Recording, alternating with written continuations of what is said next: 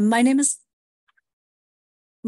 Liz Weber. I use she, her pronouns. I am with Oregon Housing and Community Services, and we're the state level funders of affordable rental housing, home ownership, energy services, and weatherization programs, as well as in my division, we provide funding for programs addressing homelessness and housing instability.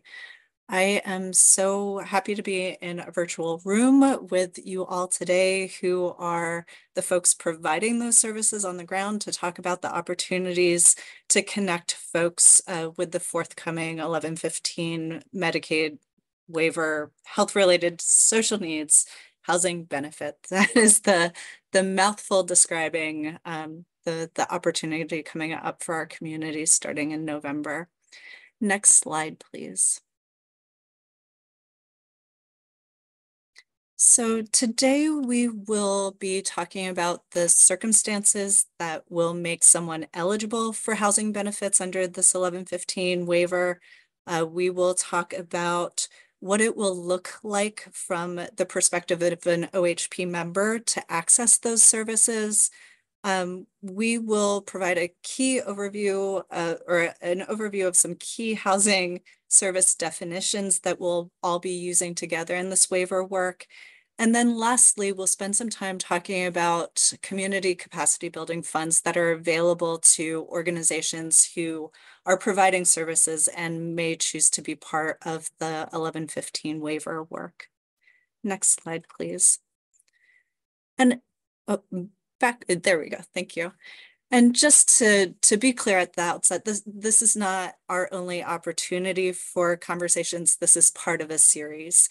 And so setting some goals for these conversations, we want these conversations to start gearing us towards how we're going to really implement this on the ground from the provider perspective. We really need the input of our housing providers to help us take us from this design period of time to what it will actually look to connect this benefit with folks who are looking for these services. We'll be collectively discussing what readiness looks like in your community, looking forward to this November 1st start of the housing benefit, because we know that the coming together of health systems and housing systems, each with their own developed set of terminology and rules and requirements, will be, some complicated work we'll be doing together. We'll be talking about risks and barriers that we together see in this work. And then we'll establish a framework for statewide implementation, really who is doing what at the statewide level, but also recognizing there are going to be some important differences depending on the local community you are working with. And then lastly, we'll talk about establishing outcomes and success measures. And again, this is one area where things currently may look very different in the housing world and the healthcare world. We may be looking at improvement in specific diagnoses in the healthcare world, and we might be looking at length of time somebody keeps their housing in the housing world. So coming together to look at where those things overlap, because I think for the folks in this room, I think we're all committed to the idea that stable housing really does improve the health and well-being outcomes of the folks we are working with. So thank you. I look forward to this conversation. I'm going to pop out for a little bit, but I'll be back. So I just really appreciate being in the room today with housing folks. And I will hand it over to Steph. Thank you so much, Liz.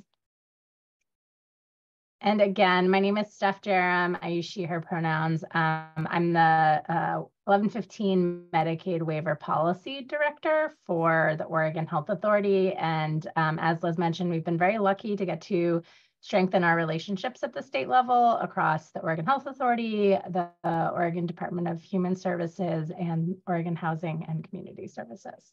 So that has been great. We are going to move into some group polls. There are going to be two questions. The first is to ask about the sector that you work in.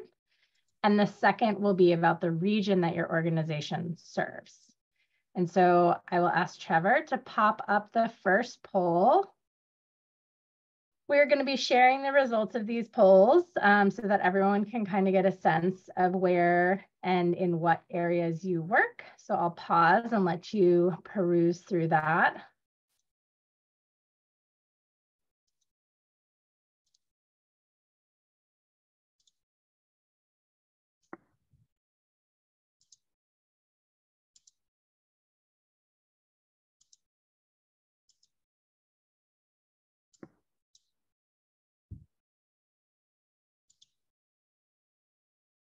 We really appreciate this. One of the reasons that we're asking these questions is to really make sure that if there are regions or organizations or sectors within housing that we're not adequately hearing from, we want to make sure that we have an opportunity to.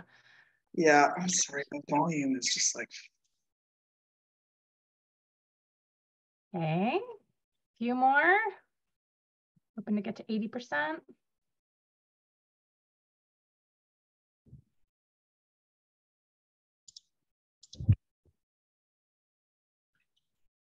This is great, thank you. One more moment. Okay.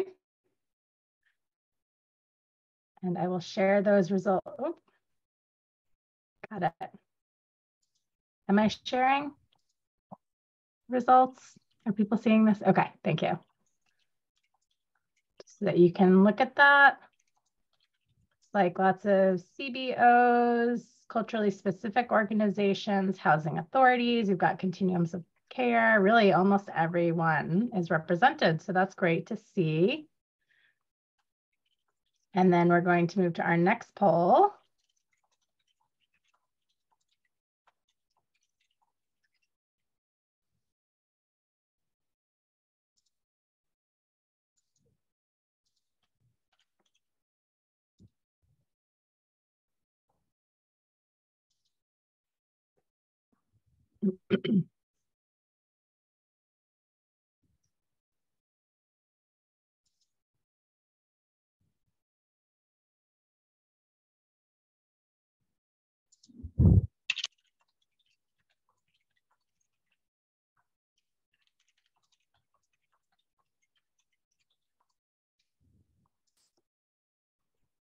Great, thank you.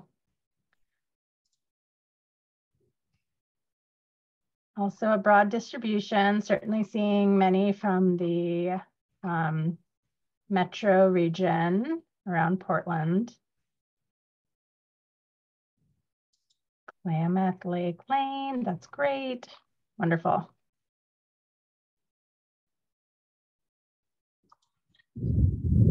Okay, so I'll share that. And just a note, I'm going to hand this over to our agency's housing and health lead to share a little bit more about housing eligibility. And I just want to take a note and say that we will absolutely be sharing the slides afterward. And there's a lot of information on the slides. We realize that that's not always super user-friendly for these conversations, but we want to make sure that you have the information when you go back and you can look back at the slides and that it's all on there. So hopefully it's not too much, but again, just recognizing the balance between making sure you have all the information that you may want at a later date with the difficulty of having all that on the screen at the current time. So with that, I'm going to stop sharing that. Thank you for your engagement, and I will pass it to Callie. Great. Hi, everyone. My name is Callie Glenn Haley. I am on the housing team of the Waiver. Thank you for being here today. I wanted to go over housing eligibility. We have a few changes as well as wanting to provide kind of more comprehensive information of who is eligible for this benefit in the first phase of implementation. So that would be kicking off November 1st of this year, but additional phases will be added. Next slide, please. Okay, so this slide may be familiar to some of you. We presented on eligibility during our last session, and we wanted to take a deeper dive this session. So to be eligible for HRSN housing services or broader HRSN services, so you may know that housing is one of 3 different types of services, along with climate and nutrition, and something we're calling outreach and engagement, which we'll talk about later. But an individual must belong to both a covered population and demonstrate a clinical risk factor. And since our last session, there has been a change in the covered population for HRSN housing services that we wanted to talk through today. So on November 1st, so again, that's the first phase of implementation, we're focusing on people who meet the at-risk of homelessness definition according to HUD and need support maintaining their current housing. And in our last session, and meet one of the clinical risk factors that you see in that kind of central column. In our last session with you all, we had also included people who meet the at-risk definition and needed support moving into already identified housing. And given other state investments in housing and housing supports, as well as the concern that we heard that people may not be able to sustain their new housing after our 6-month benefit, we got laser focused on preventing people from losing their current housing in this initial phase. And we'll look to add populations in future phases. So this isn't kind of for the rest of HRSN, but wanted to share that. And so we recognize this decision may spark some discussion and definitely want to hear your reactions. I'll keep on going through our eligibility framework so that you have kind of all of the information. And in a couple of slides, we have an opportunity for discussion. So that's the covered population for this initial phase. For the clinical risk factors, there is additional detail that we can provide, but I wanted to note that clinical risk factors can be based on self-attestation. We're not anticipating or requiring that housing partners would diagnose health conditions. Another way that they can be identified is that the CCO or open card provider can look into their own data on health conditions to satisfy this requirement.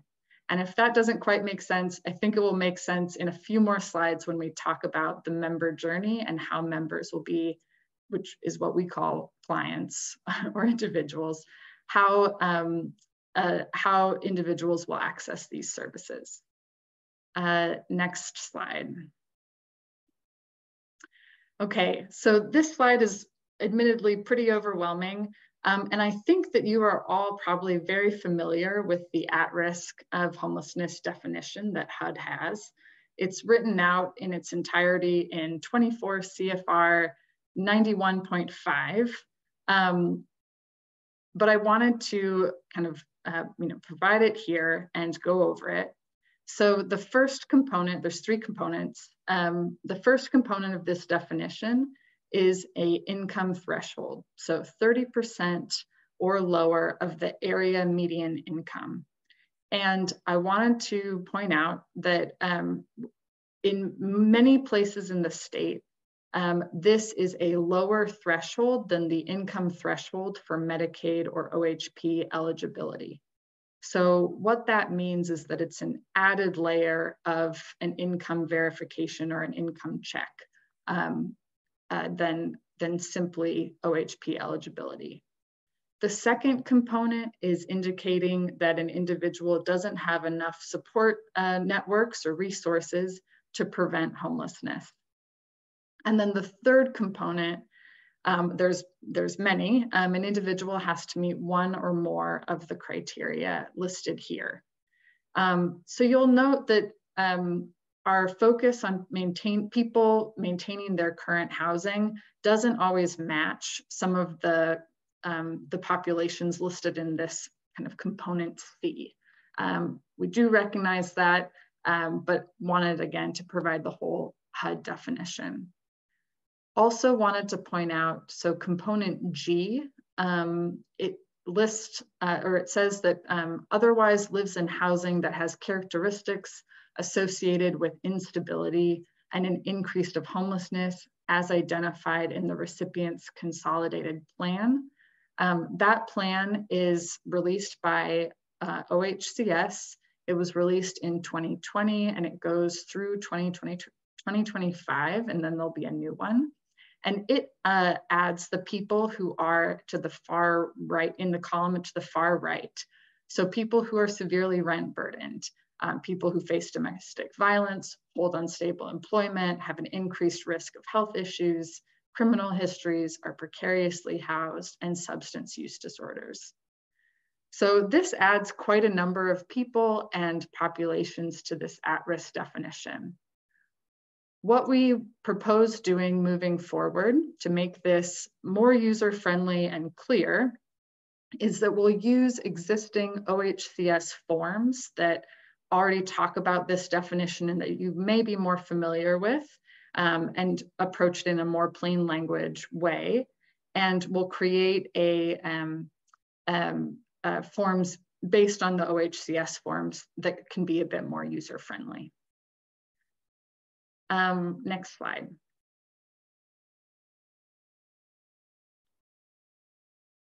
All right. So wanted to pause and see if folks, I know that there's been some activity in the chat, if folks wanted to discuss and come off mute and potentially offer feedback or ask questions.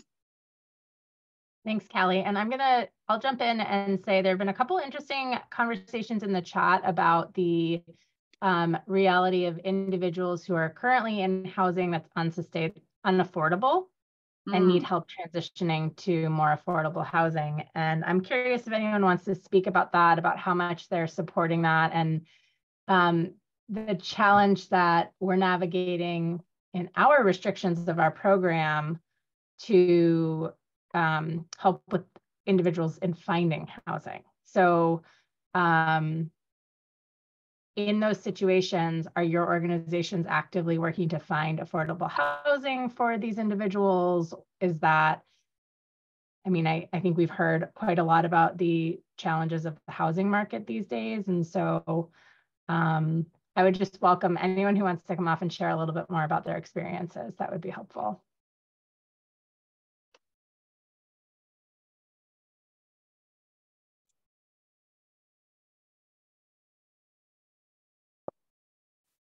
Oh, let's go back to the discussion slide.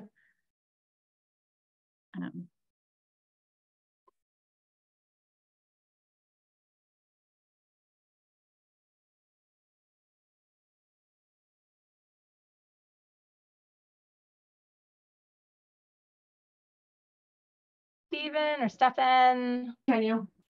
Dina, Deborah, I don't know if Melissa, if anyone wants to talk a little bit more about what you're thinking when you see this.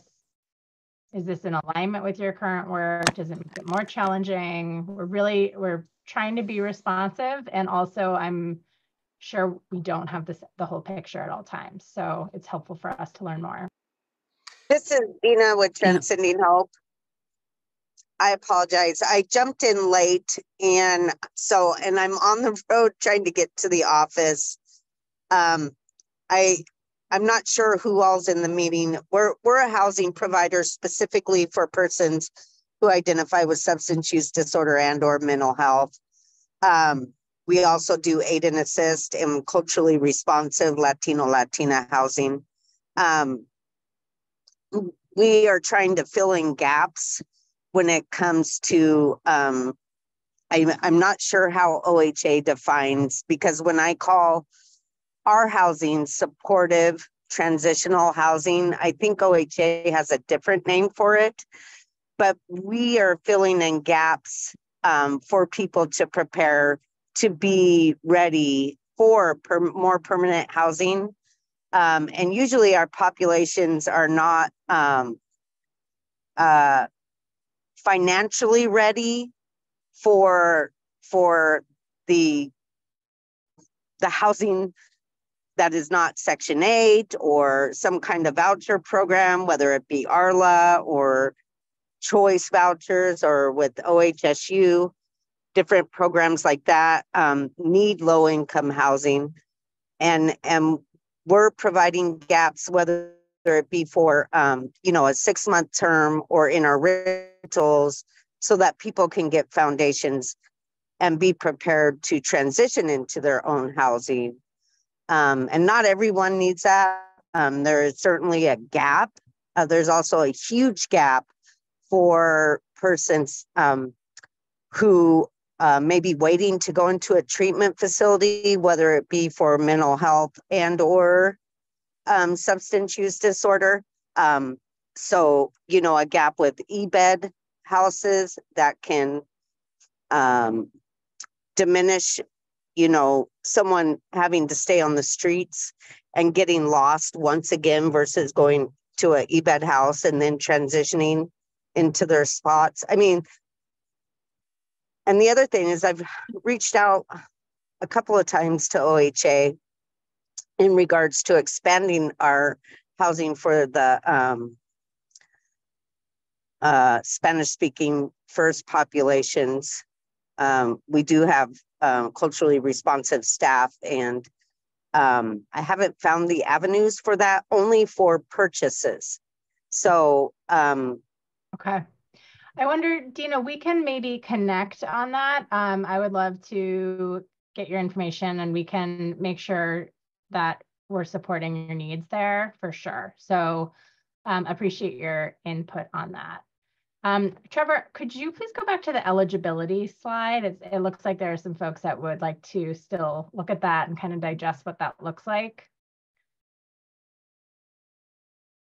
And maybe Trevor, while you're doing that, Dina, when you say expand housing, I guess, and we'll talk a bit more about this later in the presentation, what specific services are offered under HRSN, but our kind of tool in the toolbox for HRSN is 6 months rent assistance. And so unfortunately, this new program, I mean, that's kind of the tool that it offers, more so than additional beds or new spaces. So maybe just clarifying that and wondering if I understood you correctly as well. well, it could be a tool in two different ways. We do have rental properties also. So if someone was coming in and needing that 6-month cushion of rent subsidies, that's where it could use, but you could expand housing if someone needed our setting with that 6-month rent subsidy that you're providing. I see. Okay, that's helpful. And yes, Dina, and I think we'll probably go on, but just to note, we are capturing everything in the chat. We'll be saving the chat. So please do feel free to really utilize the chat, even if we don't respond directly in the chat or get to it kind of verbally. Know that is a key way that we're capturing feedback. Yeah, Dina. Yeah, I'm Dina. It's odd to have two Dinas. I was just, my comment is that having to have an income below 30% of area median income, I mean, that's the strictest limit that HUD has. That's Emergency Solutions Grant level limit. And frankly, most of the community action agencies around Oregon have stopped using ESG funding for client assistance because of limits. There's others that are even more than this, but that's what makes it so difficult to use this, because I see that we can help people with 6 months, but what happens after 6 months?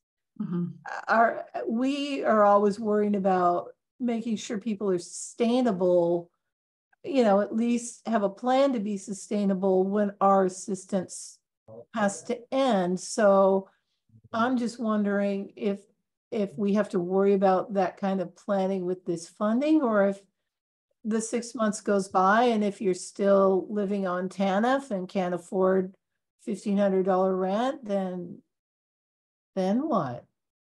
Right. Yeah, I mean, it's a great question and consideration. I think I mean, that's the restrictions on these dollars from the federal government is 6 months. We're doing a little bit of exploration on what does it look like to add first and last month's rent? Does that really get us up to 8 months? Things like that. I think one of the pieces that we are trying to keep in mind is that this is a demonstration project. That's what they think about with this funding. So we have $1 billion from the federal government to think about the intersection of housing with Medicaid patients. And so in some cases, it may not align the way we want to. I think that's the work we're doing right now, is to try to understand where you're all currently doing this work, where the gaps are. Does this fit within that space? And if it's not, then what else can we do? And I think in some cases, the stories we've heard are less about unhoused people getting housed, and instead being situations where someone perhaps is entering substance SUD treatment for 30 days and loses their job and won't be able to pay rent. And how can this funding come in to support that person in achieving their health needs while still maintaining housing? Or if someone goes into the hospital and suddenly has like a longer term need or gets cancer, or things that are more acute, which I know is not satisfactory. I mean, I'll tell you, we all came in really hoping that this was going to help get people off the street into something that was more sustainable. And so I think we're trying to work with, what does this add to the overall body of work that you're all doing and the overall investments of the state in the housing world? Yeah. Thanks, Steph. I'll note we probably want to move on pretty soon. Maybe if we could, Stephen, and I see Melissa, let's try and, if we could try and keep it to about 5 minutes total, that would be great. Stephen, I think you're first. I can talk fast all day. No, thank you for your time. So if this is too specific to us, we can move on and come back to it later, but we have a homeless shelter type situation. It's Project Turnkey, if you're familiar with it. And could these funds be used for individuals where their funding for their bed or their room is running out, but they could really use a few more months in our shelter? And so we could use these funds to get them an extra 3-6 months, or is that kind of outside the scope of this? I see, because they're already there.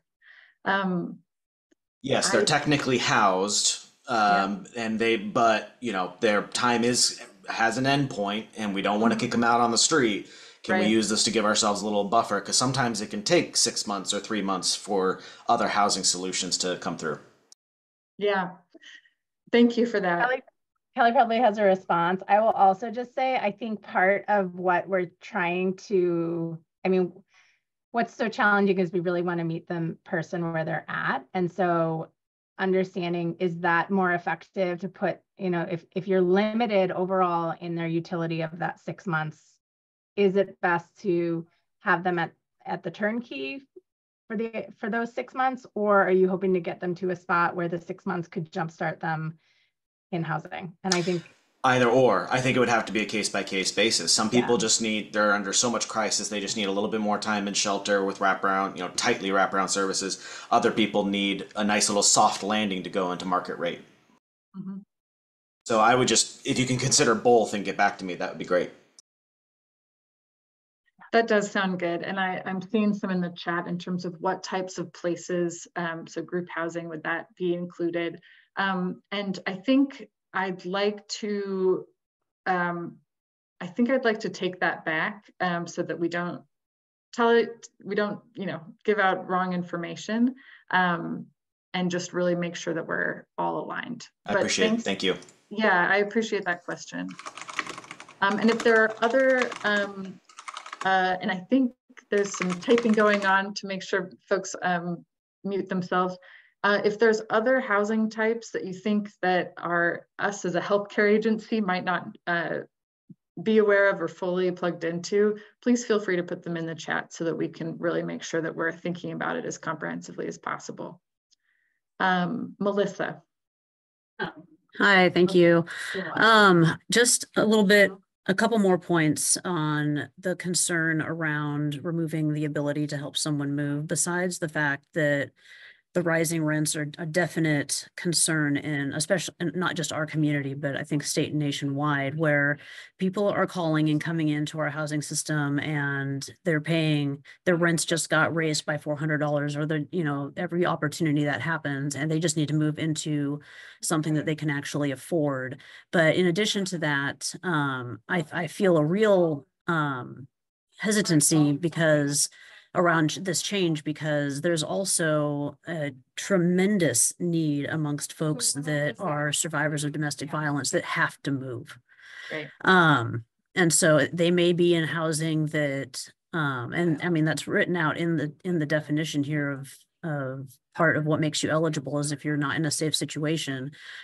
And if the only way that they can be sustainable and safe is to move, that is no longer an option without this ability. And then the final thing that I was thinking is that there's a very short term, like realistically, having worked in housing for many, many years, there's a very short turnaround from when somebody discovers they are at risk by HUD definition and when they actually lose their housing.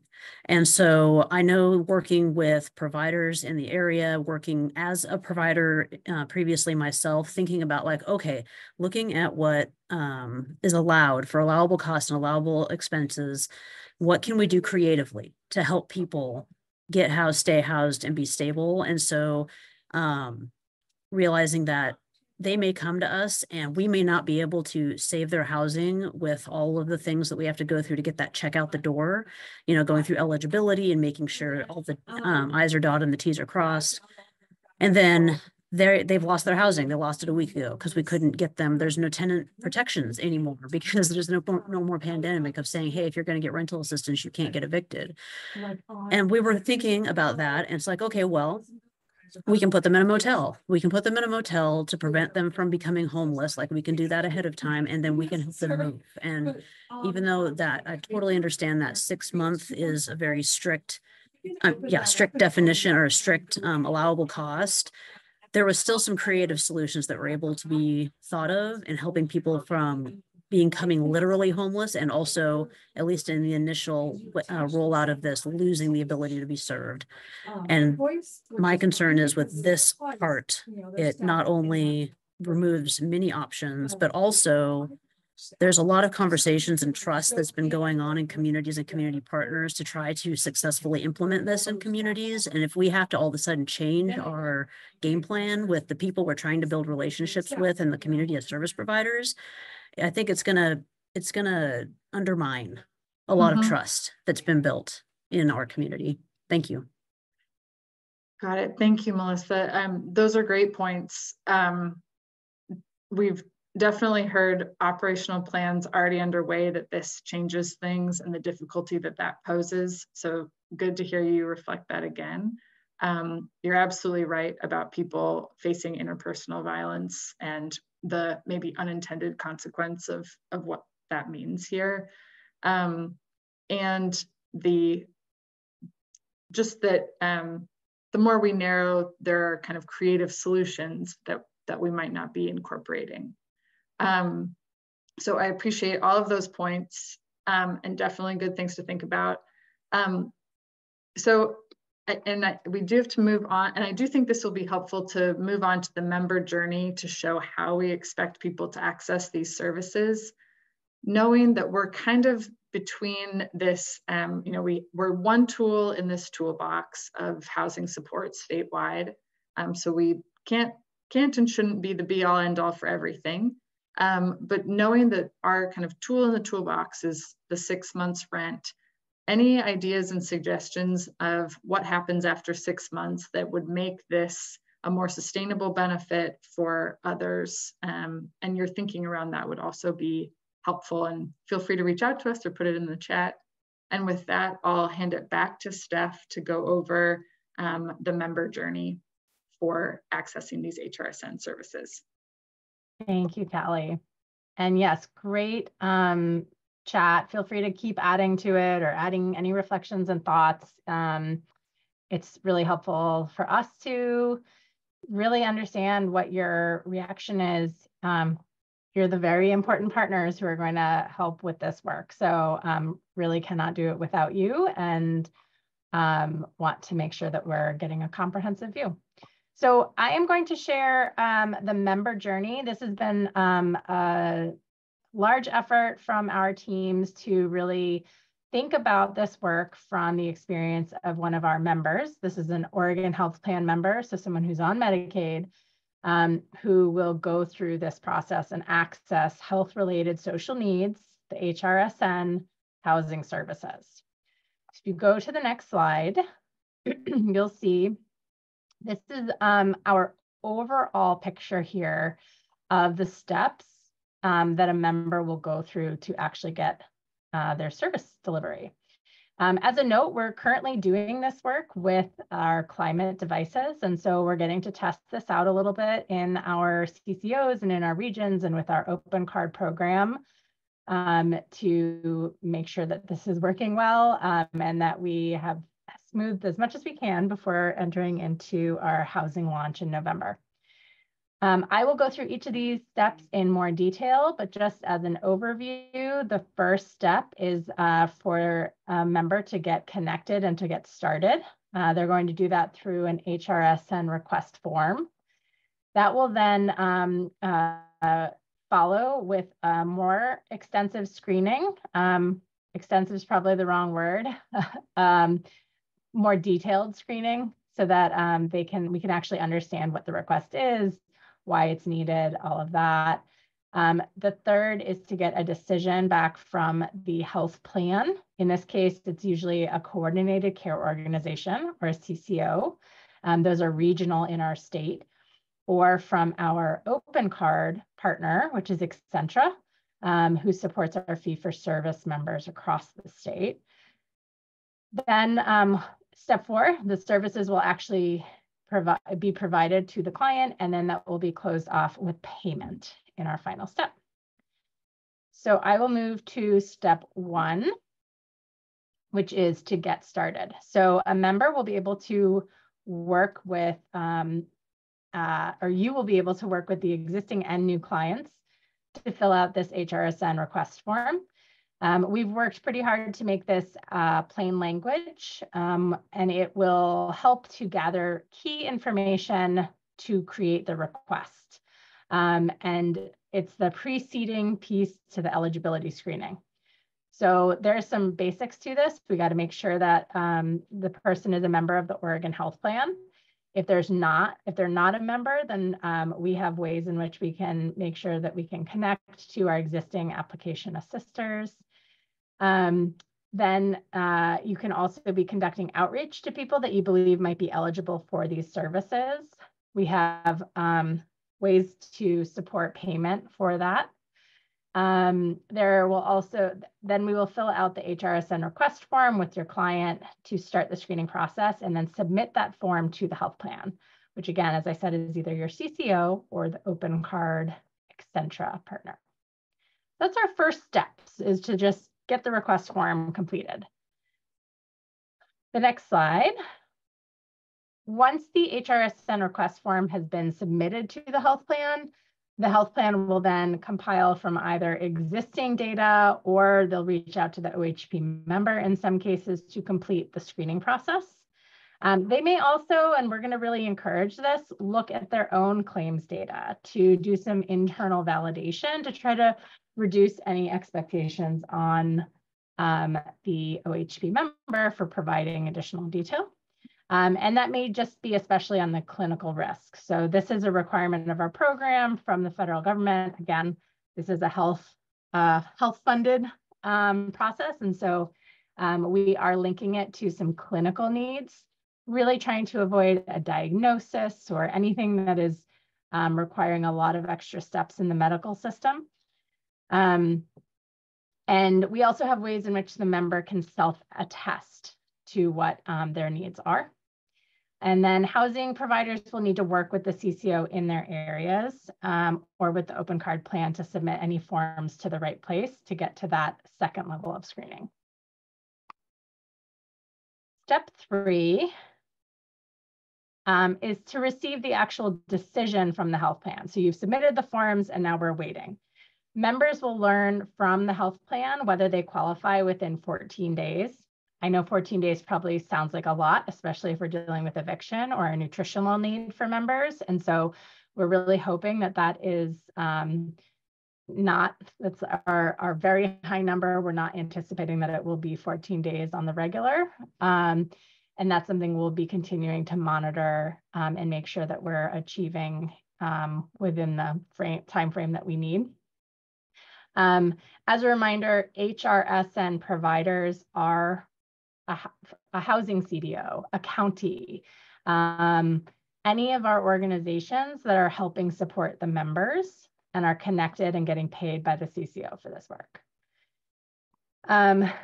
Ideally, the provider will refer members to the CBO that initially helped them out. We want to create that partnership and that relationship building. So if they qualify for the service, the health plan will refer them back to that service provider. Like I said, hopefully the same community-based organization that referred them, if that's a housing provider and it makes sense. If a member thinks that they qualify, but they didn't actually get an approval, they can ask for an appeal. Again, this is in a Medicaid program, and what we are testing here on our very grand scale is the idea of offering housing as a benefit. And so that means it is an appealable, the member has an appealable right to that service, just like if someone needed a knee replacement and they couldn't get it, they would appeal for that knee replacement. So this is something that we can help support either through the OHP ombudsperson or through some CBOs that can help support them in that work, in that appeal. The health plan, again, CCO or open card, must offer case management services to the member if they are receiving housing services. We really want this to be very successful. We want to see the wraparound of all of the supports that we can to support that member towards sustainability. And then members can also ask their health plans to check if they're eligible for the same or similar services through other programs. And so we know that in some cases, we're trying to knit together a whole quilt of funding throughout our state and different programs. And that's a lot. It's a lot to ask of all of you. And we also know that we're just, one of many options in this world. So one of the questions we were curious about, what does this service authorization time frame look like compared to your current work? 14 days. Is that something that is standard? Is that more than you expected?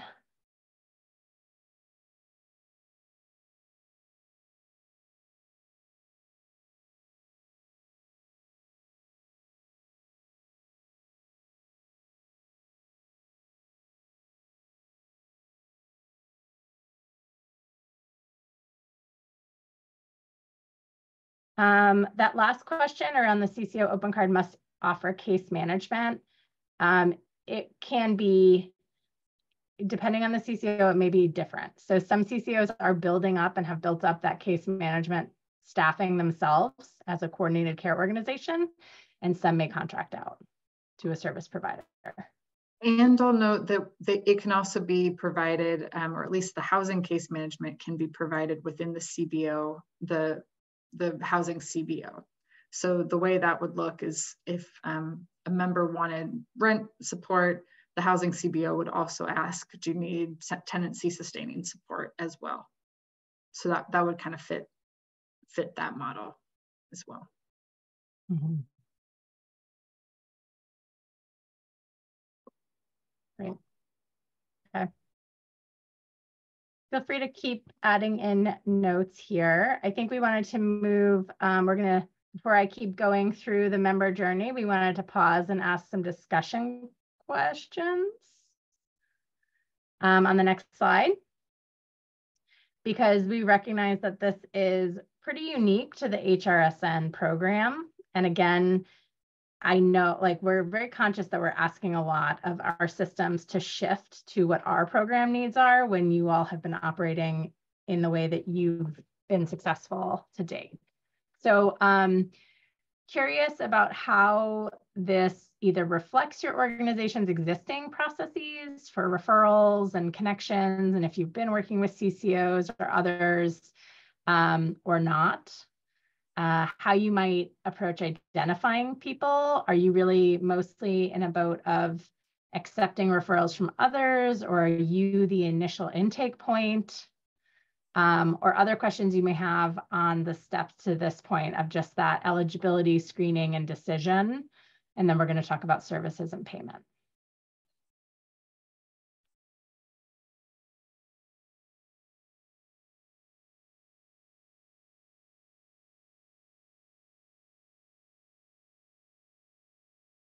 Right, really helpful to see. I think we've heard our OHCS partners have certainly shared that we will not be referring to this purely as an eviction prevention program because of exactly what you're talking about, is it's not enough time from eviction.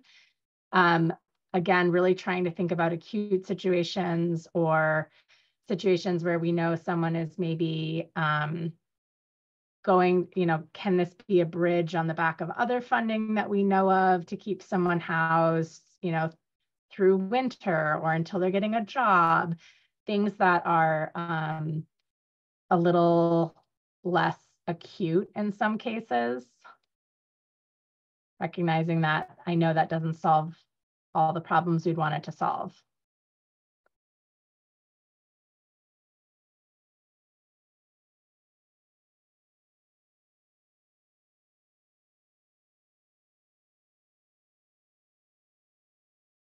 And I appreciate the question about homelessness. I think, so we have been asked to think about, again, this unique space of what healthcare dollars can do in the housing world.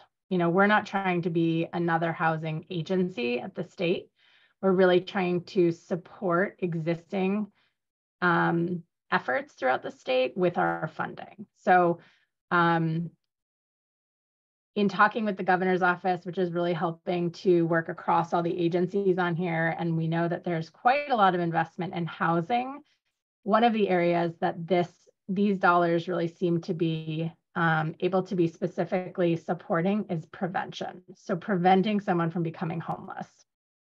So that is not taking someone off the street who is currently unhoused and providing them with housing, and we recognize that. It is really approaching this from a different angle, and it is saying perhaps we can reduce the number of people who are becoming unhoused or becoming chronically unhoused, and slowing that tide and allowing all the programs that are working on housing those people to have fewer people who are adding to the unhoused population. And again, recognize that that is not solving our problems in the state. It is just another tool in our toolbox across the state as we think about funding.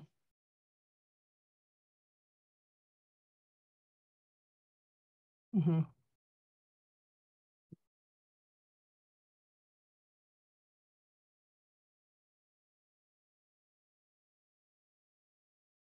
Great chat. Thank you so much for what's in there. It is a shift in our thinking a little bit about who we're serving.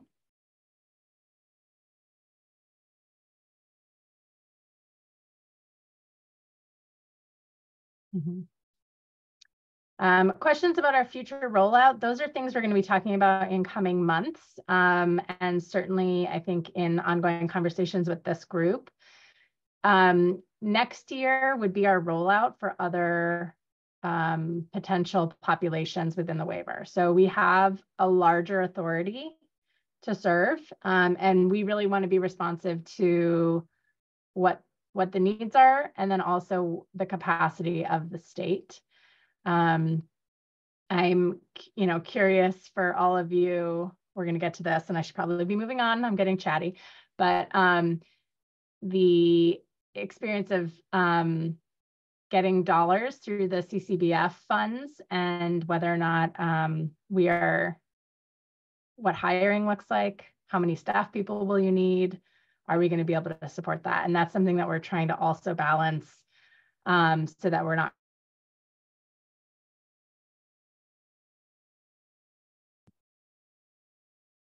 Uh-oh, we may have lost Steph. Steph, can you hear us? Thinking those, and I'll move on to the next pieces. So step 4 in this member journey is to actually have the, and my internet is unstable. Can you still hear me? Okay, thank you.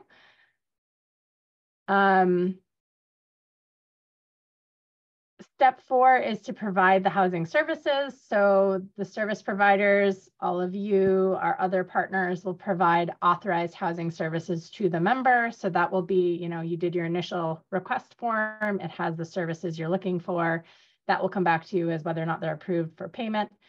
And the services can be provided. And so that could be tenancy sustaining. It could be housing. It could be rent. It could be things that, 3 months in, maybe they need a different service that you didn't initially think they needed, but you want to be able to provide it at that time. We're able to continue to work with these individuals and really, again, lead towards sustainability. And we anticipate that, and we would love to see partnership across the CBOs with the CCOs, with the health plans, to really coordinate towards care planning, referral for additional services, referral for treatment. There's other funding that CCOs have to support a member that even go beyond what we're talking about here. That could be the type of thing that will help someone get back on their feet or get towards sustainability, really aiming for supporting individuals towards their desired wellness and well-being. And then the last step is payment. And so the health plan will be paying the HRSN service provider. Every CCO and the open card contractor will be establishing payment processes for these networks. And so they may look a little different depending on the CCO. There is some flexibility that the state can't really dictate how they pay, but they will be providing payment for that provider. And I was also going to ask Callie about fee schedule and whether or not we're planning on sharing that or what that looks like. Yeah, I'll get to that in a few slides. Okay.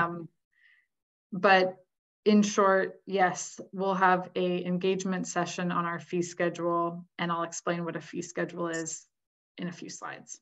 Great, thank you. Okay, so, go on. Oh yeah, these. You have these to put back to your, oh, sorry. Okay. Okay, so the next slide are just other discussion questions. We wanted to leave lots of time for you all to share with us any thoughts, concerns. Again, the balancing act of a new program that we're trying to align with existing programs. We're very excited about. We also don't want to create total overwhelm. There's also lots of dollars associated with this that I think can help the system.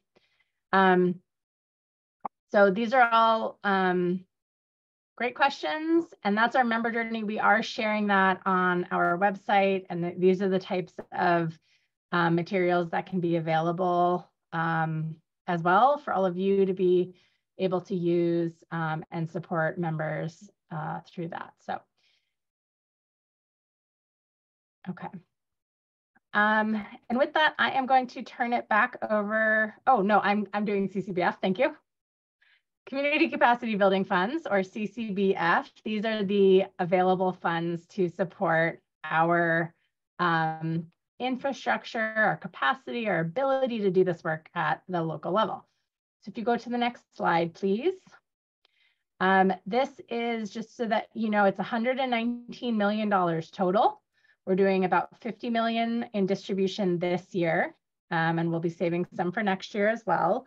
There's also a set aside. We're currently in the midst of discussions with our tribes, or the tribes in the state, to discuss whether or not they are interested in taking on funds directly to work with tribal-based providers.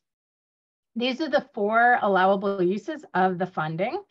There is technology, so that could be new billing systems. This could also be modifying existing systems that you may have, tech services, billing, screening services, integrating data platforms, lots of different uses for the technology funds. The second category is development of business or operational practices. So this could be maybe designing a new workflow, developing business practices that maybe you haven't had before for how, you know, billing, or how we do data sharing or program evaluation. The third category is in workforce development. So this may be support for recruiting. It could also include money for staff that will have a direct role in implementing these services. That is limited to 18 months, but can help you know, get started in some of this work. Any necessary certifications or trainings, and paying for that time, or paying for the actual training. And then the last one is in outreach, education, and convening. So that might be something like launching a new learning collaborative in your region with other providers, planning or facilitating community outreach events to support awareness of the potential services, bringing together other, you know, case managers to talk about how you're going to work together on this effort. So those are the 4 categories in which you are able to apply for the funds through the CCO in your region. If we go to the next slide, just as a reminder, this is really our goals for community capacity building funds. We are prioritizing these funds for the actual providers themselves. This is not going to CCOs. This is not going to the state. $119 million that we want to see out in our communities, really helping everyone get ready to support through the waiver, and then also just our overall infrastructure building.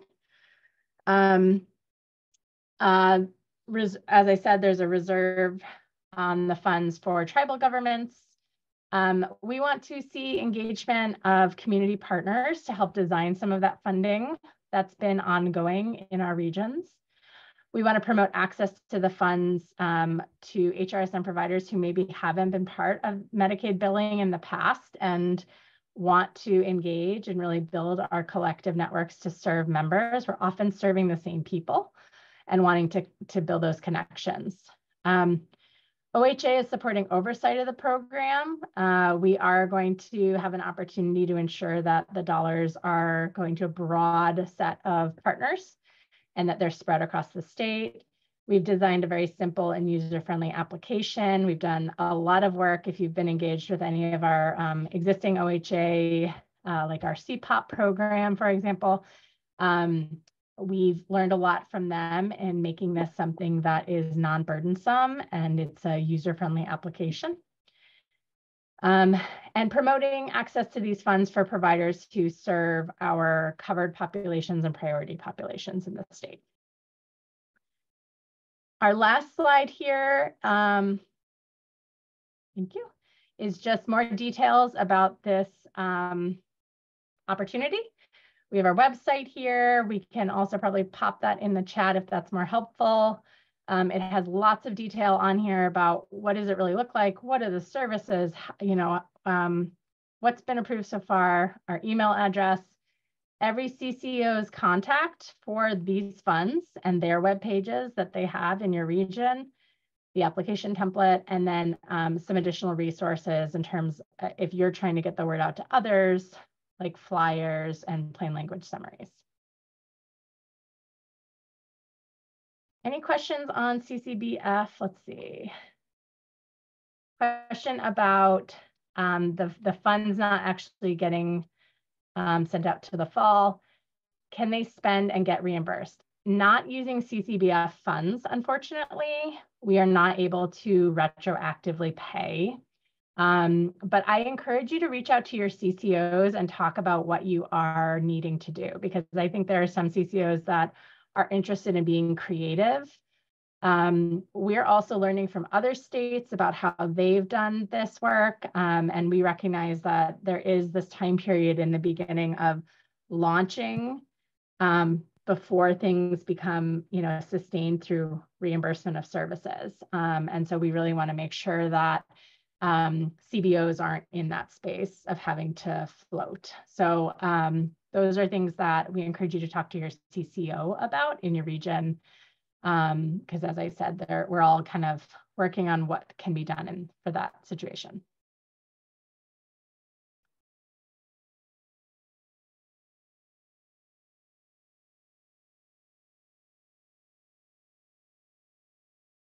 Okay. And with that, I will turn it now to Callie to continue. And also appreciate if you need to stand up. I know a lot of you are off video, but if you need to stand up and stretch, I feel like we've really been quite the fire hose this afternoon. Yeah, that's true. All right. So in this section of the presentations, we'll talk about what HRSN services are for housing currently.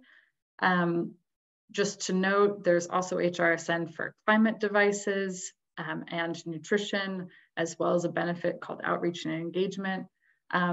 These are all coming online. The climate has already been launched. And if you are curious about those supports in addition to housing, if you haven't already, we have an HRSN partner work sessions that discuss HRSN more broadly. But for housing specifically, next slide. So we're going to go over our draft housing service descriptions. So what is a service description? It defines each service covered by HRSN, and in this case, housing. It takes what was approved by the federal government in our what we call the HRSN Services Protocol, which is on our website. And it provides additional detail, including what's covered under each service and limitations, such as frequency that the service can be accessed or additional requirements. It's also used as the basis to develop a fee schedule, which outlines the cost of each service, or in other words, the payment that service providers will receive for each service. So this is a Medicaid concept to have kind of service descriptions and then a fee schedule that matches those. We recognize this is a new funding structure, and it will take a while for us to all work through and utilize. And we plan on presenting a draft of the fee schedule. So a draft of what payment amounts each service can expect to get at a HRSN partner work session on April 9th. So potentially a little confusing. This is the housing specific series. We'll be presenting fee schedules in our all HRSN partner work sessions, currently scheduled April 9th, and we'll also be presenting the nutrition fee schedule at that time. Next slide. Okay, so this is the list of the service descriptions that we expect to go live November 1st. We have arranged them in this way with an eye towards kind of ease of ability to use it for the service provider. So for example, rent and utility costs go together because oftentimes those are combined in a single cost. Come down with me. Come on, Louie. Oh, sorry. I think Steph, you might be on you might have a live mic. Sorry about that. So instead of, where was I? Instead of having rent and utilities separate, that would require a service provider to bill two different things. we've combined them to try and make it a bit more streamlined. We have been approved for additional services that would benefit people in different circumstances, so such as relocation expenses if you're moving into new housing. With this eligibility, we're focused on these for November 1st for now, of course, accepting your feedback. And we will also move forward and share, kind of do a similar thing of sharing draft service descriptions, if we expand to more people, if and when we expand to more people. So next slide. So the first one, this has probably generated the most interest in HRSN services, the rental assistance. So this is up to 6 months. It also can include back rent, and might want to check mute status, David, I think. Yeah, so up to 6 months, it can include back rent and current rent for a combined total of six months. It also can include utilities, which could also be done separately. And it includes the utilities that you see listed there. Unfortunately, it is a requirement from the federal level that people who receive utilities must also be receiving rent. So we can't provide utility support unless we're also providing rent support. Members can only receive this benefit once in the lifetime of the demonstration, which is until 2027. And there are some services that while we tried to negotiate with our federal partners to get them included, we were unable to get them included, such as pet fees, parking fees, etc. Next slide. And we will have time to discuss these as well. So this isn't the only chance. Utilities setup and arrears. So for utility setup, if people are, and we're curious to hear from you, if people need the provision of setup costs, if their utilities have been turned off, that's where this would be coming in, even if they're staying in their current housing. And then utility arrears. We've heard that back payments on utilities is a major impediment for people to maintain their housing and to achieve stability. So that is included in this service description. And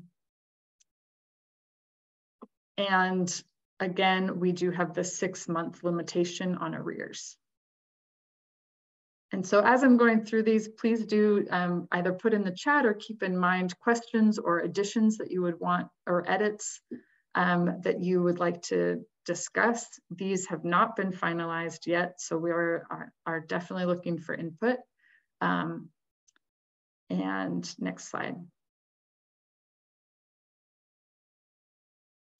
Okay, so this is our kind of housing case management component, and really interested to know what you think of it. These supports are fairly flexible. The idea is to have a case management component that helps members identify what they need to sustain their housing retention goals and implement those services. It also includes coordinating referrals to other necessary services, engaging with landlords, and all coordination and information sharing with the CCO or open card provider. So we had heard, for example, that all of the coordination with the CCO or open card provider concerns that CBOs would not be adequately compensated for that. So we've included that in this definition. These are the services. So when we say that that case management must be offered to members who receive other housing supports, these are the types of services that can be offered. If we've missed something, we would love to know. to make sure that we have as robust of a case management description as possible.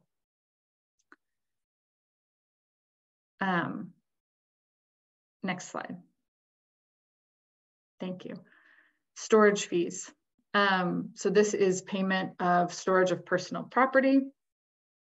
And while we had initially envisioned it as part of a moving expense, it can also be used to support people who need storage if they are in a current situation where they don't have room for their things.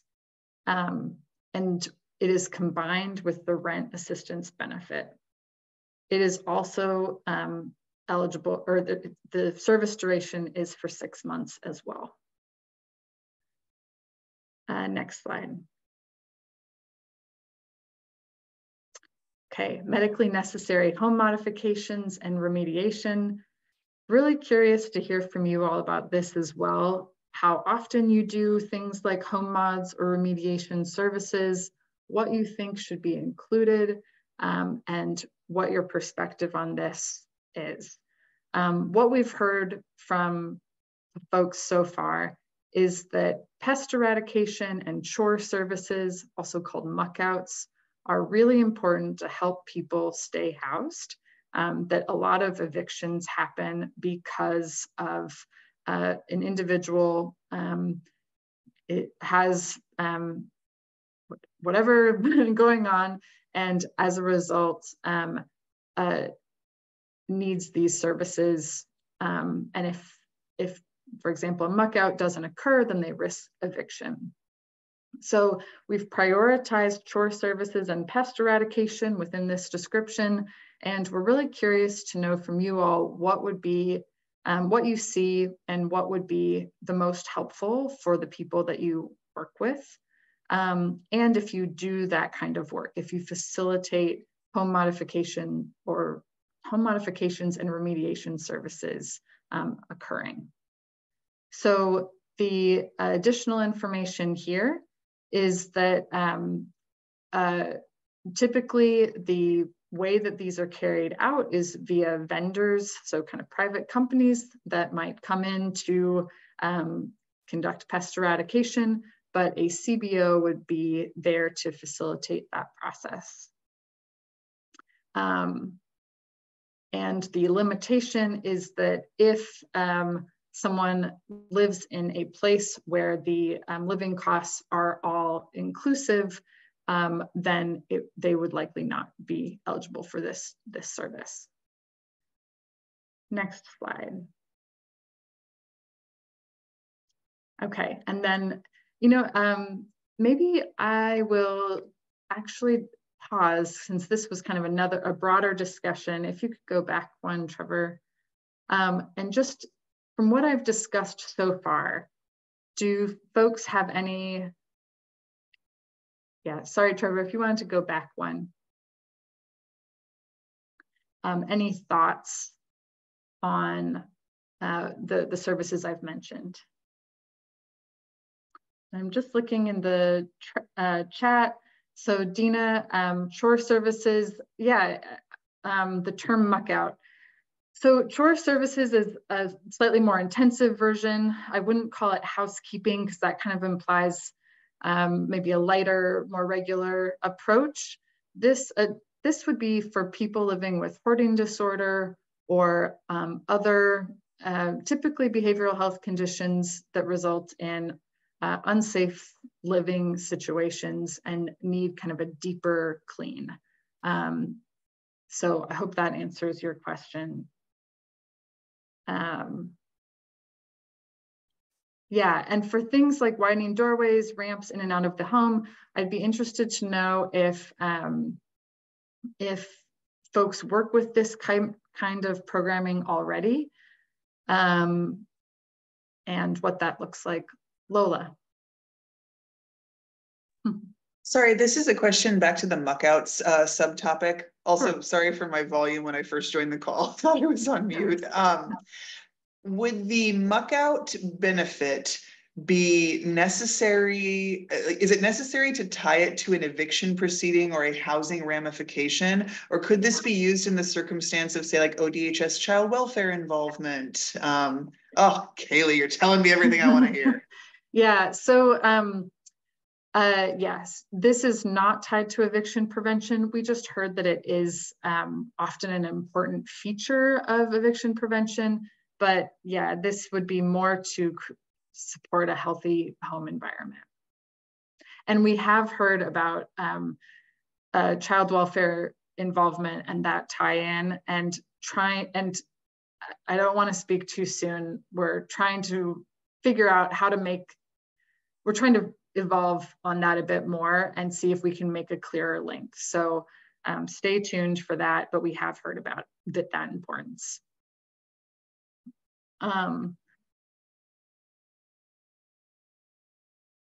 Okay. Yeah, for wheelchair like widening, is that something that housing CBOs tend to have much experience with, like working with the contractor to contract out that type of work, like installing ramps and widening doorways? I wish I knew more about the program, but it's in Clackamas County, which is where I know about it. It's called housing rehabilitation. It's run through the county itself. County staff themselves, they liaise with the homeowner, between the homeowner and the contractor. They have a whole process. I believe most areas do it. It just might be under a different name. And I think it might be funded. I thought it was funded through the state. So yeah. Housing rehabilitation programs. Yeah, and I'll note on that one. So this is the Healthy Homes program, I'm guessing. And this is statewide funding, but it goes out in grants, often to counties to do that work. And we are working with our state to connect on that and to, again, try to think about the best use of funding. You know, do we leverage the existing programs and just fund them? Do we launch that program after that funding runs out so that it's more sustainable and continuous? What can we learn from those programs? So those are some of the conversations ongoing right now. Yeah, and I'll also add on to that. So there's the Healthier Homes program, and then there's also ODHS's K plan, which also does home modifications focused on it's run out of the Aging and People with Disability Office, so focuses on that population. And we're also in active conversation with them and seeing, you know, what does that program not cover and who does that program not cover, to try and make the most effective use of our tool in the state toolbox.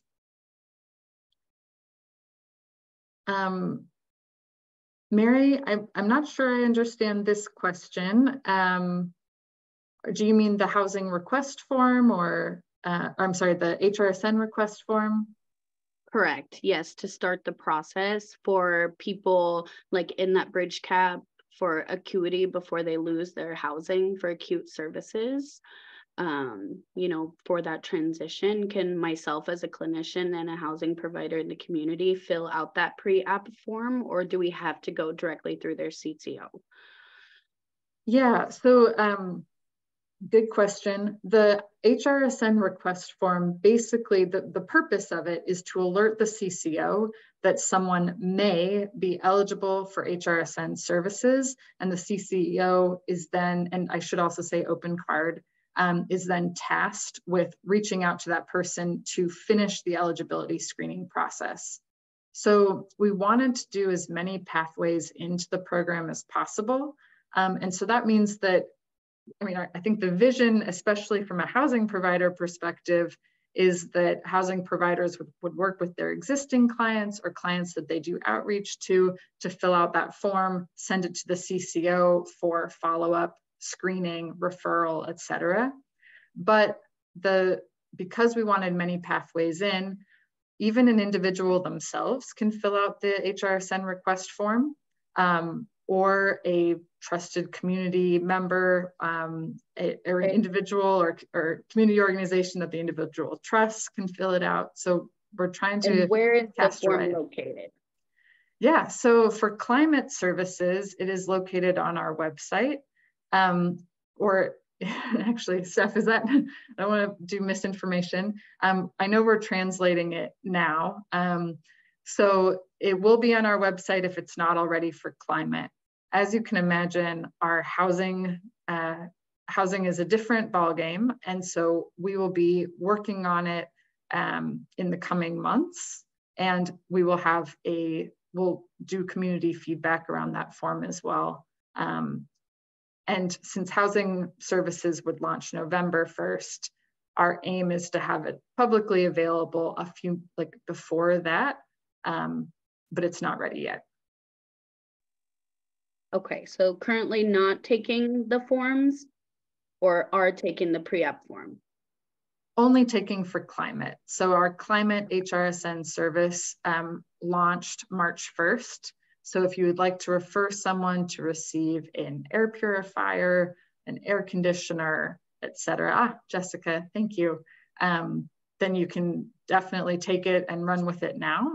So climate services are open. It's launched as of March 1st, and housing will be November 1st. Got it. Thank you so much. Sure. Okay, any other, and I don't know, Trevor, if you're able to go backwards or if we're only able to go forwards. Any thoughts on okay, we've talked a little bit about home mods, definitely appreciate the thoughts in the chat, and remediation services. If you wanted to go back to the case management slide. Oh, no, a little bit further. I think it's slide 28. There we go. Do folks, and use the chat, feel free to unmute yourselves. Do folks have any feedback here on other case management descriptions that you would like to see?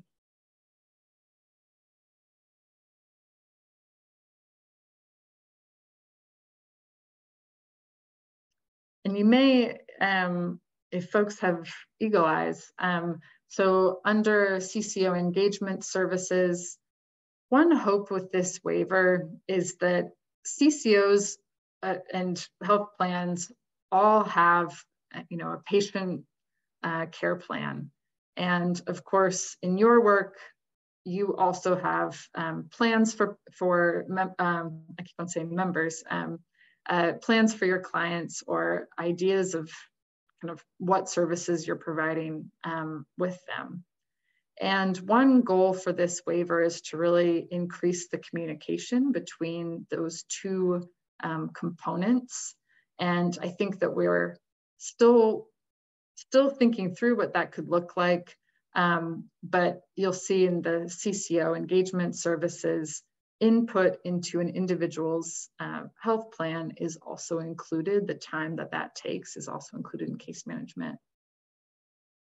Any other things that we may have missed in our case management description? Yeah, Acacia. Yeah, thank you for letting us comment on this. I don't want to take us back to where we started, which I know is a conversation about what services are going to be available. But one of the things that is so exciting about this waiver is the ability to do the housing plans. And I appreciate that there's both the engagement service for the person-centered service plan that a CBO can participate in. And I also appreciate like the formal development of a housing plan. One of the concerns though, if you pull back some of those like one-time costs, is that in writing that plan, you get really limited in what you can provide. And so I would take the opportunity, and I appreciate you all giving us this, to just suggest, even if we focus on that at-risk population, which I think makes sense, being able to help identify, like in that housing plan, if the housing is appropriate, and if it's not, being able to actually write a plan that would say how we could navigate them into appropriate housing, and then how we can do the sustaining services that y'all are talking about, the tenancy services, sorry, I think of it more as case management, I think would be incredibly beneficial. So I want to appreciate like the planning part of this, the access to healthcare, and also like access to long-term services. I think that's really critical, but somehow being able to, if another need is identified, even if we're just working with at-risk, being able to build that into a plan and deliver it is going to be really critical to keeping people housed versus building a 6-month kind of cliff where then they're either homeless or back at that coordinated entry system trying to access a different funding stream. Right. Okay. Thank you for that. If I understand correctly, you would want, you're just flagging that this eligibility criteria may have inadvertently limited the ability to work with someone to think holistically about what housing would be appropriate for them to go into if they're not in appropriate housing currently. One question I would have, is there any, like, I guess, resources that we could draw on what appropriate housing is defined as? One challenge with this work that you may have picked up on is Medicaid is a space where things are highly defined. And it really is a challenge in translating that into the housing world, which I don't mean to imply that things aren't defined in housing, but healthcare is kind of another level in terms of kind of specifically saying exactly what you might mean. And so I can imagine if we were to try and address, appropriate housing, the first question would be, well, what is appropriate? So. Yeah, I think, and I really appreciate that. And honestly, my background is in waiver administration through DHS and jumping over into housing because I've been so excited about this waiver. And so it's one of the reasons why I'm really leaning into this, because when I think about appropriate, I think about rent reasonable, and there are definitions for that. Okay. I think about like paying rent for 6 months and then long term with the job and the ability, like the funding coming into that household, that it's not going to sustain, even if we can get there. Maybe somebody lost the job, for instance. I also think about what Melissa said around safety. If somebody's in a domestic violence situation or there's other health and safety concerns, right? Then sometimes the only thing we can do is work with them to move. And again, I get that sometimes there's some of those other services, but it becomes really challenging when you're trying to move quickly in these situations to sustain housing, to then try to find that other service and figure out how we're going to sequence them. And so I guess in just like thinking through, I think there are ways to partner with the housing world to define out what would be an appropriate time. Like in these 8 situations, it would be appropriate to access, some of these move costs versus in these situations it wouldn't be. And I think I can speak for lots of us who've been doing this work, like the housing systems would be very happy and the community-based organizations to kind of talk about how we could build that into a Medicaid world. But again, I also want to emphasize part of my comment is appreciating the planning services, because I think while I don't want to say there's not planning services, a formal Medicaid plan is very beneficial for folks. And being able to integrate the healthcare and the housing is also super necessary. And so I just also want to highlight, I think that those continue to be critical, and being able to allow a community-based organization to, have some administrative dollars or fee for service or however that works to do that work is also incredibly important. So I want to appreciate that too. Great, thank you. And I appreciate that offer as well.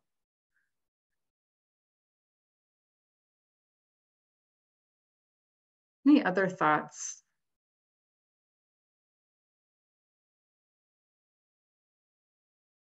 I do have maybe a follow-on question for rent reasonableness.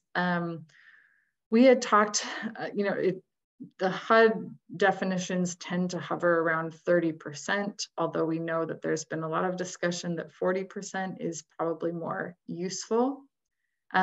We've also heard that people who are severely rent burdened are more likely to be people of color.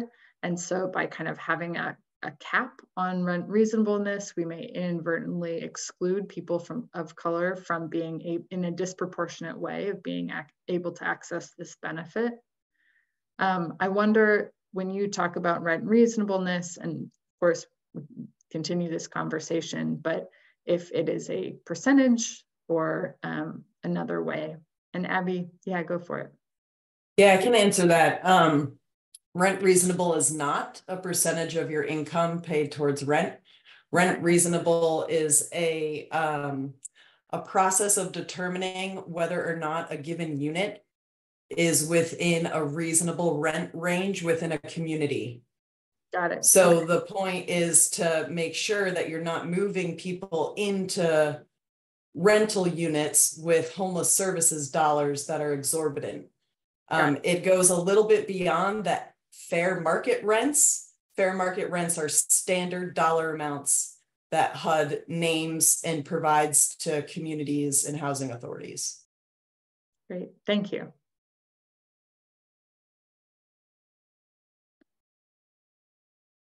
Any other thoughts on the case management? Well, with that, we can go on to hotels, motels. Thanks, Dina. If we can go on to hotel with motels in that last slide in this section. Okay. So we do have authority to pay for hotels, motels under this waiver. Given this restriction to focus on people who meet the at-risk definition and need support staying in their current housing, we were brainstorming ways that this could still apply. So if someone needed remediation services specifically for pets, being able to pay for a hotel motel in those instances. We were wondering if there were other things, other ways that this could be utilized that we hadn't thought of. And then, of course, we do recognize that this could be a useful service as eligibility is expanded. Yeah, Lola. We see a lot of hotel and motel, especially like short-term stays, be helpful to us when we know that, let's say, the timeline for an apartment opening or a shelter opening is, within 7 to 10 days. And so to stabilize somebody in the, ante period before entering housing or shelter, I think that could maybe be a creative use. Got it. Yeah, and so that would be if someone had housing identified and needed support in the interim to move in. That makes sense.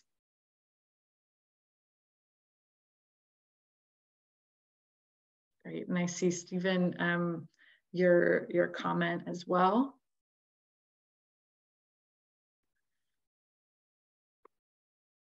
Great.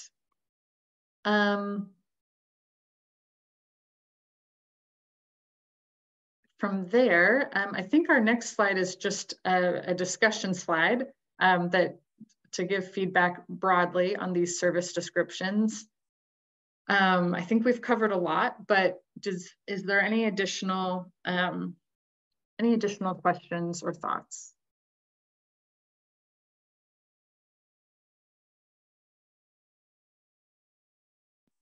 Okay.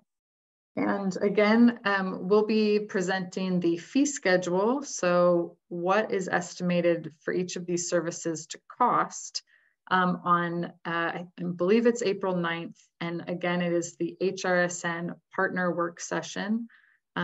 Jessica, if you're still on, it would be great. I think people can sign up on the 1115 website, but correct me if I'm wrong, to receive those invitations or to know that they exist. And the feedback there will be really helpful to know if we are offering enough money to cover these services. Thank you, Jessica. All right. Next slide, I think, is also kind of a Q&A, and then I will hand it back to Steph. Yeah, so if we have any just general questions that we haven't gotten to. You've all been so great about dropping things in the chat and coming off mute. We really appreciate the conversational aspect of this session. I'll give it a little pause, make sure if people have questions, it can be on anything in this world.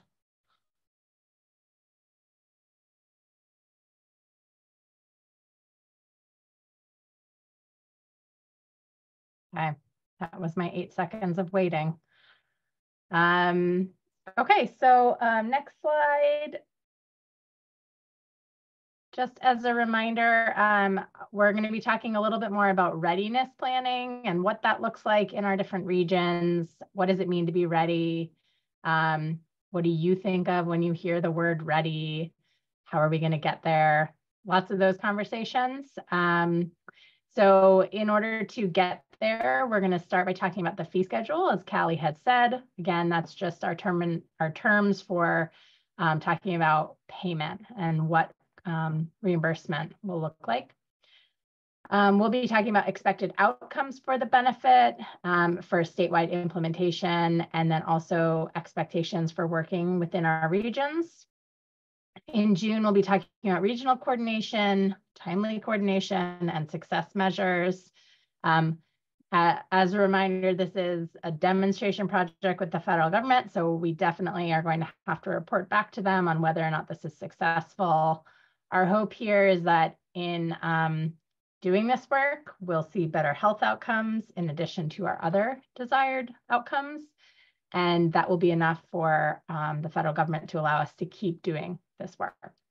And then we'll be talking about implementation challenges, readiness, go live, all of that in late summer. Thank you. And then the next slide, I think, is just our connection slide. So we have the websites, our email addresses. We have a biweekly waiver newsletter. Sorry that these are all long links and not easy to remember. As a reminder, we will send out these slides. And so it's partly why it's helpful to do the registration on our end so that we can make sure that we get this out to everybody who participated.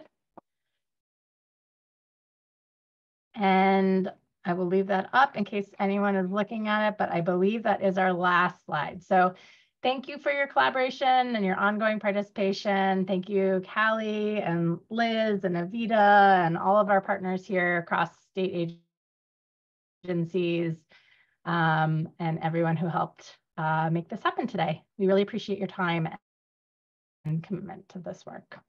Thanks, everyone. Hope you have a good day. Bye.